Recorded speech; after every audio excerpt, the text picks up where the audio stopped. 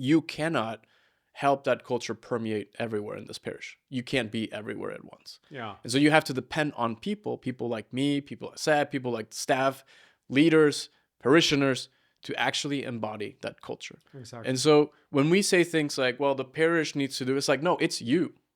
You are the person that is responsible for bringing and holding on to that culture. And what I have seen, right, is it's not that people don't want to do it, right? I think who wouldn't want to be part of a parish where it's you get a real sense of belonging, right? You see people that are friends and you connect and you just feel at home. Like, who wouldn't want that? I think everybody wants it. I just think we as individuals have never really been trained on how to actually do that. Welcome to Magnified Ministry Podcast, the podcast dedicated to inspiring, encouraging, and equipping parish leaders to build thriving missionary communities in today's rapidly changing world. This is the Magnified Ministry Podcast.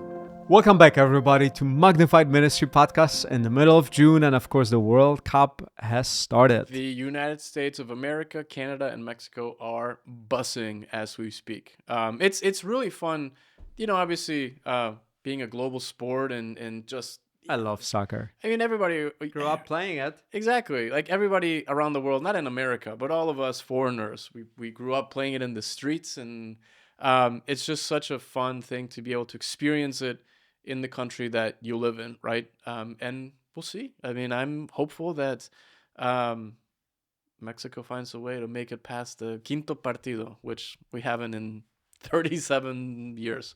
Well, I hope you guys do. Yeah, we'll see. But we're not talking about soccer today.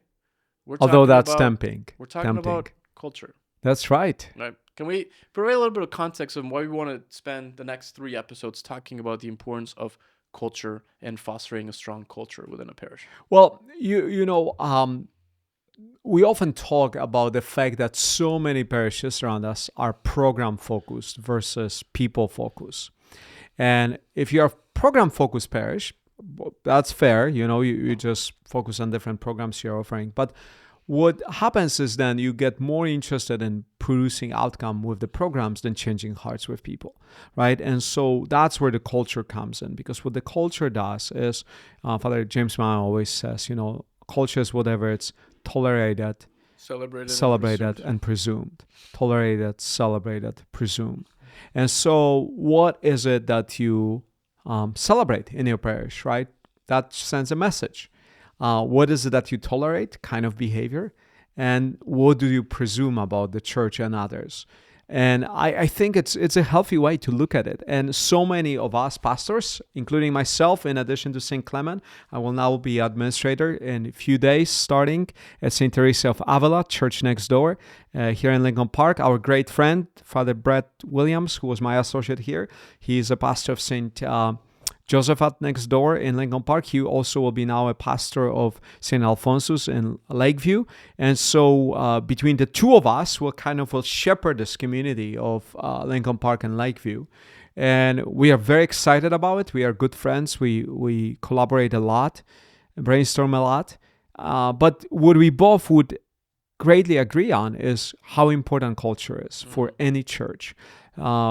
Because you can offer all the programming you can offer. You can have the best website in the world. But the culture is what will have people return or will have them disappear. Yeah. And so you got to invest and create a strong, healthy, and Christ-centered culture. And ultimately, I think at the end of the day, culture is simply the way by which people... Because at the end of the day, it's just about people, right? Like culture is an embodiment of certain behaviors that individuals do, right? And so it comes down to the question of what are you expecting, right? Presuming, celebrating of your own people, because they're the ones that will be the ones that actually bring that culture to life, right? And so I think what we wanted to talk today is a famous quote. I think it's Cotter, another business professor at Harvard, that said that culture eats strategy for breakfast, right? Mm-hmm. And some people would say it in the church, it eats it for breakfast, lunch, and dinner, right? Because It just has to make it more complicated in the church context. Let's talk about that a little bit, right? Because we want folks to understand why we think culture, even though we are MBAs and believe in strategy and planning, and there's more planning at Yeah. St. Clement than, you know, many parishes. But at the end of the day, there's a fundamental belief that if the culture is wrong, or if something's, if it's a toxic culture internally, and also the way that it shows up to the people that worship and visit, it doesn't matter how clever your strategies are, it doesn't matter how clever your programs are, it's going to fall apart at some point, right? So could you maybe talk a little bit about where that conviction came from your own experiences and Well, reflections? before, I think, again, if you look at any generation, we focus so much on Gen Zs and young people. I think it's very clear that before people listen to your homily, right, before they engage in deeper conversation program with you, before they even show up to Alpha, they have already decided whether your parish feels safe and warm, and whether they can believe you, right? Um, that decision is kind of made in the first few minutes people experience your community, right? And for us Catholics, if we believe that God is love, then what does love feel like when someone walks into your church, right? That's an important question. Uh, and I think that's where we as a church have to seriously look at ourselves and say, do we feel like the body of Christ, right? When Mm. people come for the first time, when they're searching for a community, will they know that they were noticed, appreciated, and that they were wanted, right? That we actually were looking forward to welcoming them. That's something that, as I've been, visiting all those different parts of the world, giving talks, something that I try to overstress over and over again. Are you, as a church, expect people to come searching for Christ? Do you live in this culture of expectation, right? Are you on the lookout? The parable of the prodigal son. The Mm-hmm. father The was on the prodigal son looking. lookout. He lived in the expectation of his son's return. Are our parishes on the lookout of people's return? Or are we just a club for people who always come? And so we presume in our behaviors, everybody knows, what we are doing. Something that again, I want to be critical about it, but I think it will be a You good go. no, Let's it will go. be a good Be example. critical. Like in some places that I visited, this insunder language. So I visited one of the places, around the world for Sunday Mass, Mm. and it started with a person welcoming everybody, uh, and the, and the hospitality minister was doing the welcome. He actually never looked at the congregation. He was just clearly reading what somebody put on Sure. paper. And so he said, welcome to this church. Those are the announcements for today. Please support the bishop's appeal, blah, blah, blah, right? He's talking about bishop's appeal. Please make sure that in this season of Lent, you participate in church giving.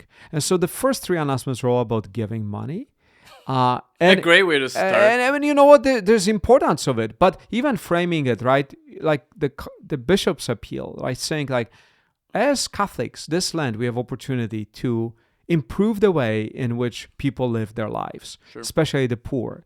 Part of us doing it is by partnering together in bishop's Sure. appeal, right? Just Sure. framing it in a Sure. way that actually shows impact versus just as we want your money. Yeah, we need So that that. was the first thing. And the second is, out of like 5 hymns they sang, about 3 were about the mountains and the birds. Your And favorite type of oh my gosh, hymns. and it was in a warm climate, and we talk about the dark winter, and I was like, guys, if you check the words, and so it felt so out of place.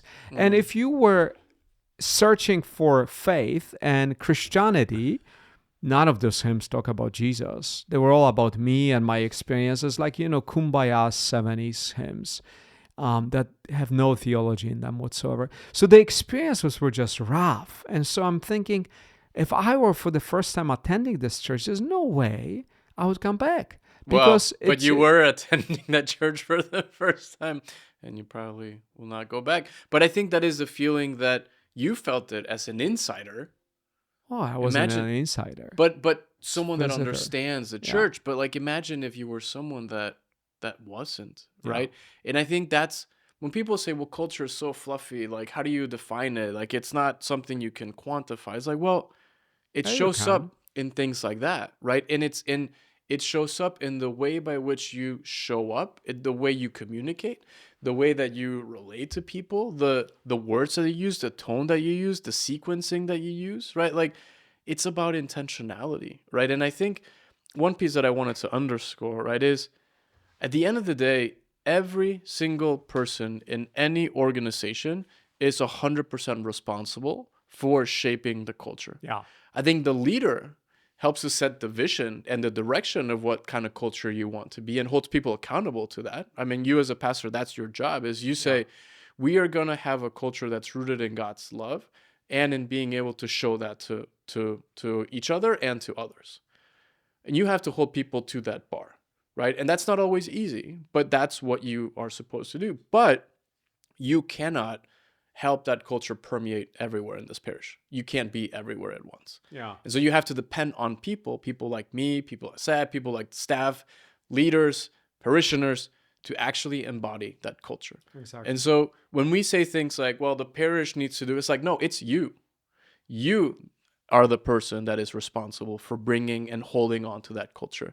And what I have seen, right, is it's not that people don't want to do it, right? I think who wouldn't want to be part of a parish where it's you get a real sense of belonging, right? You see people that are friends and you connect and you just feel at home. Like, who wouldn't want that? I think everybody wants it.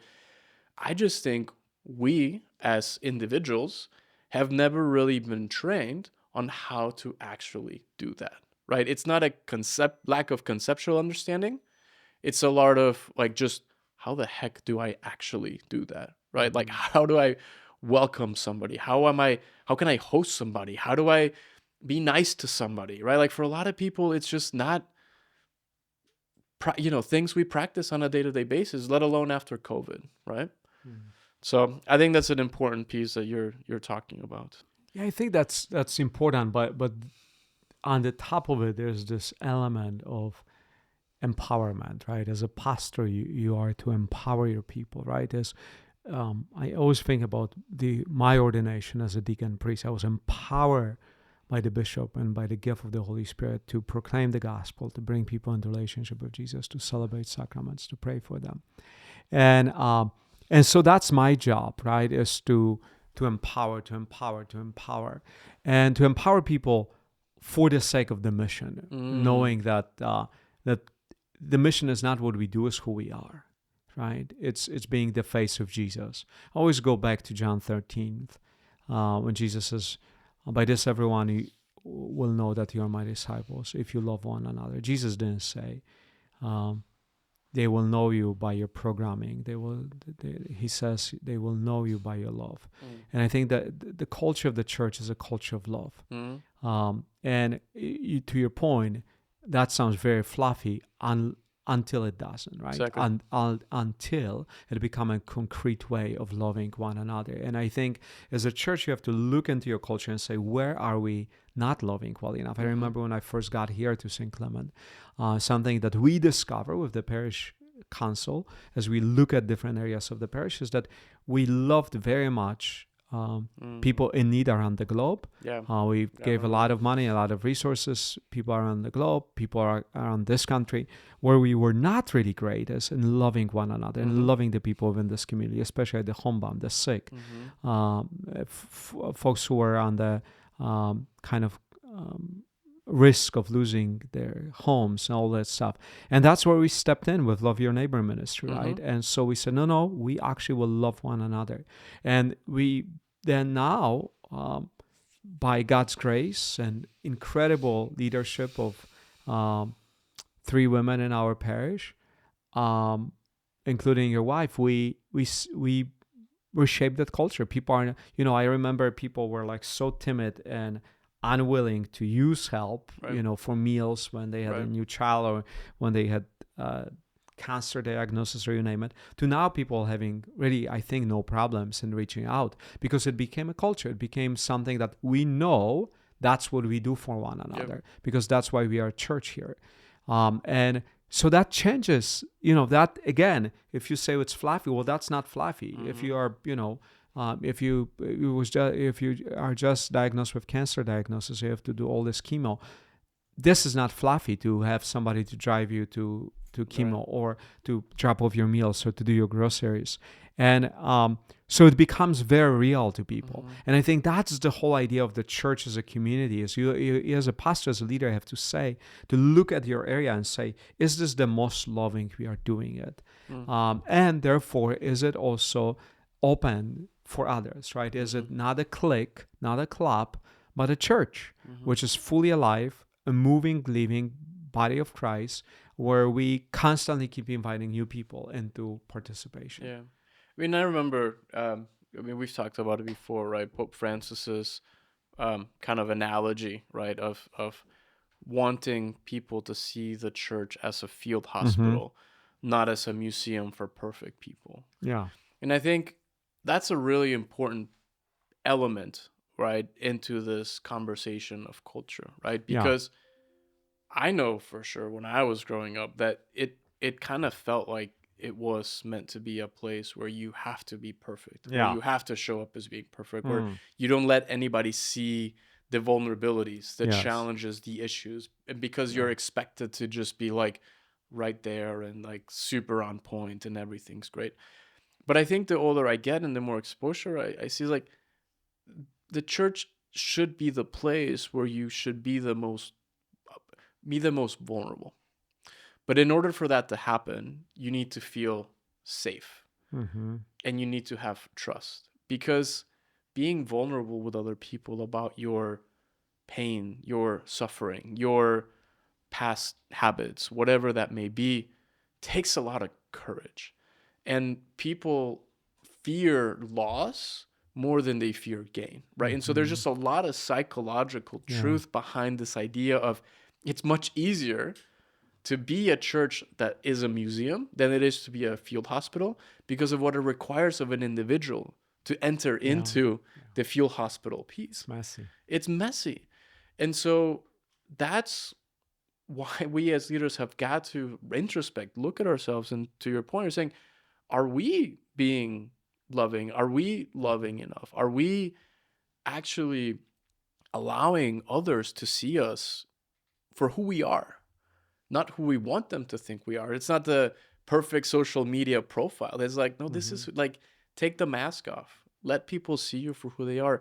Be open, honest, and vulnerable. Because if you do that, they will do that. And then if other people do that, you will actually be able to create a space that people feel safe opening up and sharing. And then that's where God is able to do incredible work, right? Is when we surrender ourselves and be vulnerable and just allow others to really get to know us on a deeper level. And that accompaniment that you talk about is precisely, I think, what Francis was trying to speak about, right, in Evangelii Gaudium, is, and in his kind of whole movement towards synodality, right, is that so many people misunderstood, but it was really about co-responsibility that we have for one another and with one another, for the church and the people who come. And I think we have to be really serious about, right, is empowering people to be the face of the church. And that doesn't mean to be perfect, because the church is not perfect. She's perfect as the bride of Christ, but in the human element isn't. And therefore there's a place for all of us in it, right? We all are part of it, and our stories become a part of the story of our community, of our church. And they shape us, and they shape others, and they bring witness. And so I think as church leaders, we really have to always step back and say, again, those three things. What is it that is tolerated in the church culture of my parish? What is it that I hear it's celebrated, and what is it that I presume and others presume, and kind of do this work. And I think that's that's what I will do at St. Teresa's, right? I will sit down with church leaders. I will ask them those questions about the church culture. What is the culture of welcome? What is the culture of accompanying? What is the culture of empowerment? What is the culture of calling one another to co-responsibility versus just observing the church happening before them, right? Because it is in stepping together, in recognizing that we have a joint mission, and that mission will only succeed when we all do our part, right? In the church, there's no spectator section. In the church, there's only participant section. And so we have to help people to understand that where they are sitting, it's participation. It's not observing. And so it's empowering people to make that move. It's inviting them to it, and inviting the staff to really to this effort. The parishes don't struggle with the lack of effort. What they struggle, I think, more so is this atmosphere that they create that shapes everything, right? The emotional climate, the tone of the staff, how they think and speak about parish and parishioners, how the volunteers behave. Do they behave as stewards of ministries or the owners of cliques, right? Of clubs, right? And are people afraid to step into leadership because we created it so up there that people are afraid to lean in into saying, I might not be perfect, know all the answers, but I surely can lead that. And I think that's source of questions that you as a leader have to play with your leadership team, with your parish council, with your finance council. And then once you start getting the answers, you dive into it and say, this is what I've learned. This is what we've learned about our church. And those are the points of strength, and those are the points of conversion for us, where Christ calls us back to himself so we can be on fire with his love, so we can bring more people into relationship with Jesus. Yeah, that's great. I mean, again, there's so much to unpack here, and we'll continue the conversation. But as we sort of wrap up this first episode, I think a couple of things for our listeners to think about before next week, right? And a couple of questions for you to ponder. Some of you write them down. In line what we were talking about, how you start conversations with your own community or others.